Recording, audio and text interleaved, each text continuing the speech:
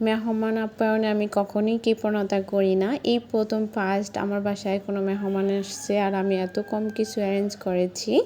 আসসালামু আলাইকুম এভরিওয়ান, সবাই কেমন আছেন? আলহামদুলিল্লাহ, আল্লাহর রহমতে আমরা অনেক ভালো আছি। ওয়েলকাম জানাচ্ছি সবাইকে আজকের নতুন একটি ভিডিওতে। এর আগের ভিডিওতে শেয়ার করেছিলাম আমার বাসায় মেহমান এসেছিল। আমি যেহেতু অসুস্থ, আমাকে দেখতে আমার কাজিনরা অনেকেই এসেছিল।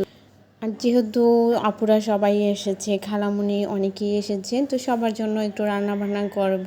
যেহেতু আমি অনেক বেশি অসুস্থ থাকাতে অত বেশি অ্যারেঞ্জ করিনি, শুধু অল্প কিছু অ্যারেঞ্জ করেছিলাম। আর যেহেতু রোজার মধ্যে তো অত বেশি খাওয়া হয় না, তো মোটামুটি যা যা রান্না করব সব কিছু আমি সুন্দর করে কেটে ধুয়ে পরিষ্কার করে নিয়েছি।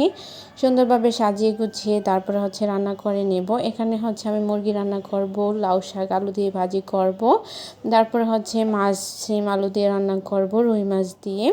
তো সব কিছু আমি তো কেটে ধুয়ে পরিষ্কার করে দেন এখন রান্নাটা বসিয়ে দিয়েছি। আর প্রথমে আমি মুরগিটাকে সকল মশলা দিয়ে তারপরে মুরগিটা রান্না করে নেব।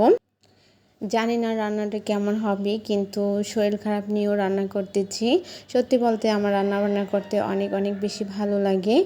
যতই অসুস্থ থাকি যাই হোক না কেন, কিন্তু রান্না করাটা আমার অনেক বেশি ভালো লাগে। তো মুরগিটা বসিয়ে দিয়ে এখন আমি মাছটাকেও রান্না করে নিব। মাছের জন্য যা যা মশলা লাগবে সব কিছু আমি সুন্দরভাবে দিয়ে দিচ্ছি।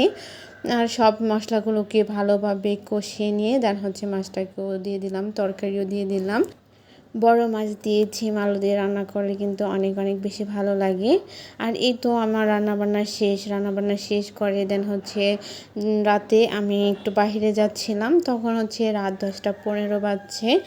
তো যেহেতু আমার 12 ঘন্টা পর পর ইঞ্জেকশন নিতে হয়, তো আমি তো ইঞ্জেকশন নেওয়ার জন্য আমি আর আয়েদ সাহেব বের হয়ে যাচ্ছি। সত্যি বলতে আমার শরীরটা অনেক বেশি খারাপ ছিল।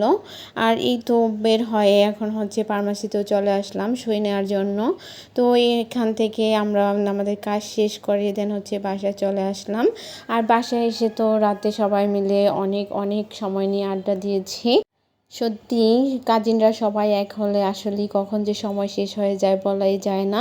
আমরা সেদিন রাতে অনেক বেশি গল্প করেছি, সবাই মিলে অনেক আড্ডা দিয়েছি। সত্যি বলতে এতটা অসুস্থর পরেও কিন্তু ভালো লাগছিল অনেক বেশি। আর সত্যি বলতে আমি কিছু সময়ের জন্য ভুলেই গিয়েছি যে মনে আমি অসুস্থ। আমার অসুস্থতা সত্যি আমি অনেক বেশি ওদেরকে পেয়ে সুস্থ হয়ে গিয়েছি এরকম। তো সবাই মিলে আমরা অনেক বেশি সুন্দর সময় কাটিয়েছি।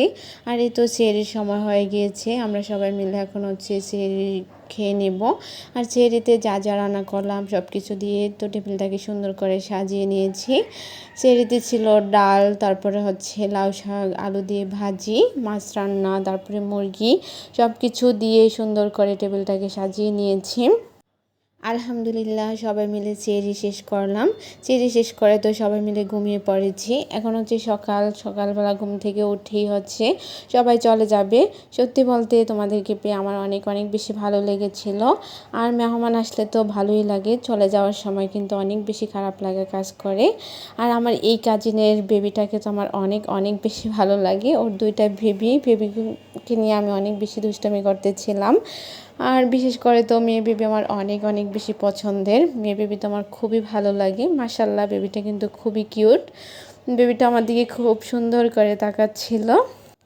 এই তো আজকের ভিডিওটা ছিল এ পর্যন্তই। তো আজকের ভিডিওটা কেমন লেগেছে অবশ্যই সবাই কমেন্ট করে জানাবেন। সবাই ভালো থাকবেন, সুস্থ থাকবেন। আল্লাহ হাফিজ। Thanks for watching.